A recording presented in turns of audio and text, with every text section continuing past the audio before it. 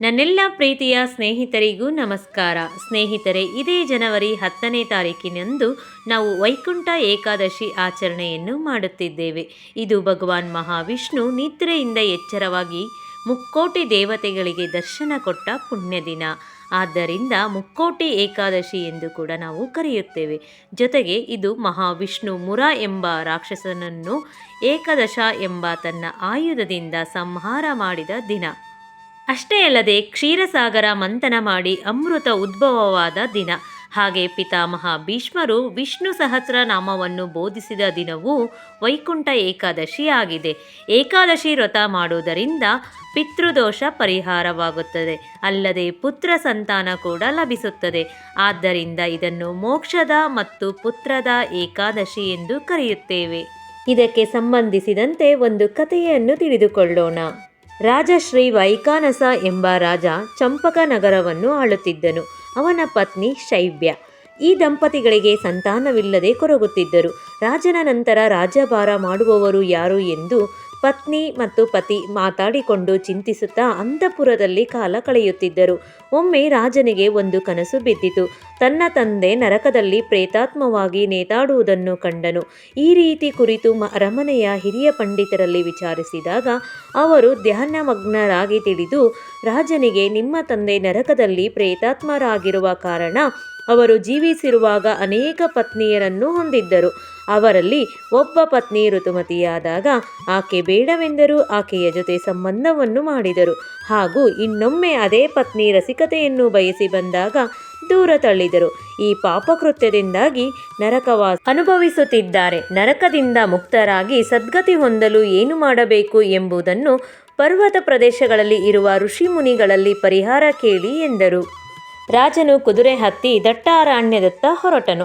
ಅಲ್ಲಿ ಪಶು ಪಕ್ಷಿಗಳೆಲ್ಲ ತಮ್ಮ ಸಂತಾನದೊಂದಿಗೆ ಸಂತೋಷವಾಗಿ ಜೀವಿಸುವುದನ್ನು ಕಂಡು ತನಗೆ ಆ ಭಾಗ್ಯವಿಲ್ಲ ಎಂದುಕೊಂಡು ಮುಂದೆ ಹೋದಂತೆ ಹಸಿವು ಹೆಚ್ಚಾಗಿ ಎಲ್ಲಾದರೂ ಋಷಿ ಆಶ್ರಮ ಇರುವುದೇ ಎಂದು ಹುಡುಕುತ್ತಾ ಹೋದಾಗ ಮುಂದೆ ಸರೋವರ ಕಾಣಿಸಿತು. ಅಲ್ಲಿ ಕೆಲ ಮುನಿವರ್ಯರು ಸ್ನಾನ, ಜಪ, ತಪ, ಧ್ಯಾನಗಳಲ್ಲಿ ತೊಡಗಿದ್ದರು. ರಾಜನು ಸಹ ಅಲ್ಲಿ ಹೋಗಿ ಅವರ ಮುಂದೆ ಕೈ ಮುಗಿದು ನಿಂತನು. ಮುನಿಗಳು ರಾಜನನ್ನು ಕಂಡು ರಾಜನು ಸಹ ಅಲ್ಲಿ ಹೋಗಿ ಅವರ ಮುಂದೆ ಕೈ ಮುಗಿದು ನಿಂತನು. ಮುನಿಗಳು ರಾಜನನ್ನು ಕಂಡು, ರಾಜ, ನೀನೇಕೆ ಇಲ್ಲಿಗೆ ಬಂದಿರುವೆ? ನಿನ್ನ ಮನದ ದುಗುಡವೇನು ಎಂದು ಪ್ರಶ್ನಿಸಿದರು. ರಾಜ ಕೇಳಿದ, ಮುನಿಗಳೇ, ತಾವೆಲ್ಲ ಯಾರು, ಏಕಾಗಿ ಇಲ್ಲಿದ್ದೀರಿ ಎಂದು ಕೇಳಿದಾಗ ಅವರು ಹೇಳಿದರು, ನಾವು ಒಟ್ಟು 10 ಜನ. ನಮ್ಮನ್ನು ವಿಶ್ವದೇವತೆಗಳು ಎನ್ನುತ್ತಾರೆ. ಧರ್ಮ ಎಂಬ ಮುನಿಯ ಮಕ್ಕಳು. ದಕ್ಷನ ಪುತ್ರಿ ವಿಶ್ವ ನಮ್ಮ ತಾಯಿ.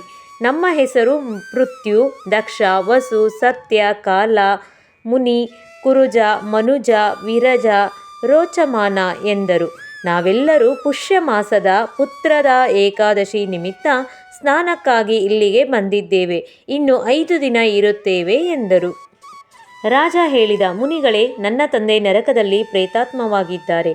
ಏನು ಮಾಡಬೇಕು? ಹಾಗೂ ನನಗೆ ಸಂತಾನವಿಲ್ಲ. ನಾನು ಏನು ಮಾಡಲಿ? ದಯವಿಟ್ಟು ಪರಿಹಾರ ಹೇಳಿ ಎಂದು ಪ್ರಾರ್ಥಿಸಿದನು. ಮುನಿಗಳು ಹೇಳಿದರು, ಚಿಂತಿಸಬೇಡ. ನಾಳೆ ಬರುವ ಏಕಾದಶಿ ವ್ರತವನ್ನು ಶ್ರದ್ಧಾಭಕ್ತಿಯಿಂದ ಆಚರಿಸು. ನಿನಗೆ ಒಳ್ಳೆಯ ಪುತ್ರ ಸಂತಾನವಾಗುತ್ತದೆ. ನಿಮ್ಮ ತಂದೆ ಪ್ರೇತಾತ್ಮದಿಂದ ಮುಕ್ತರಾಗಿ ಸ್ವರ್ಗಲೋಕ ಸೇರುತ್ತಾರೆ ಎಂದರು. ಅವರು ಹೇಳಿದಂತೆ ಏಕಾದಶಿ ವ್ರತ ಮಾಡಿದರು. ಮುಂದೆ ರಾಜನಿಗೆ ಒಳ್ಳೆಯ ಪುತ್ರ ಸಂತಾನವಾಯಿತು. ಅವನ ತಂದೆಗೆ ಪ್ರೇತಾತ್ಮದಿಂದ ಮುಕ್ತಿಯಾಗಿ ಸದ್ಗತಿ ದೊರೆಯಿತು. ರಾಜ ರಾಣಿ ಇಬ್ಬರು ಸುಖ ಸಂತೋಷದಿಂದ ಬಾಳಿ ಬದುಕಿದರು. ಮುಂದೆ ಅವರ ಮಗನು ರಾಜನಾಗಿ ಪ್ರಜೆಗಳನ್ನು ಚೆನ್ನಾಗಿ ನೋಡಿಕೊಂಡು ಒಳ್ಳೆಯ ರಾಜನಾಗಿ ಸಮೃದ್ಧಿಯ ರಾಜ್ಯಭಾರ ನಡೆಸಿದನು. ಆತನು ಸಹ ತಂದೆಯಂತೆ ಏಕಾದಶಿ ವ್ರತವನ್ನು ತಪ್ಪದೇ ಆಚರಿಸಿ ಸದ್ಗತಿಯನ್ನು ಪಡೆದನು. ಅಂದಿನಿಂದ ಈ ಏಕಾದಶಿ ಪುತ್ರದ ಏಕಾದಶಿ ಹಾಗೂ ಮೋಕ್ಷದ ಏಕಾದಶಿ ಎಂದಾಯಿತು. ಆದ್ದರಿಂದ ವೈಕುಂಠ ಏಕಾದಶಿಯ ವ್ರತಾಚರಣೆಯನ್ನು ನಾವು ಮಾಡೋದರಿಂದ ಸಂತಾನ ಭಾಗ್ಯ ಹಾಗೆ ಪಿತೃದೋಷದ ನಿವಾರಣೆ ಕೂಡ ಆಗುತ್ತದೆ. ಈ ವ್ರತಾಚರಣೆಯನ್ನು ಮಾಡೋದರಿಂದ ಅಶ್ವಮೇಧ ಯಾಗದ ಫಲ ಕೂಡ ದೊರೆಯುತ್ತದೆ.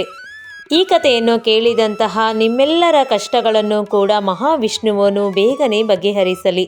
ಎಲ್ಲರಿಗೂ ಧನ್ಯವಾದಗಳು.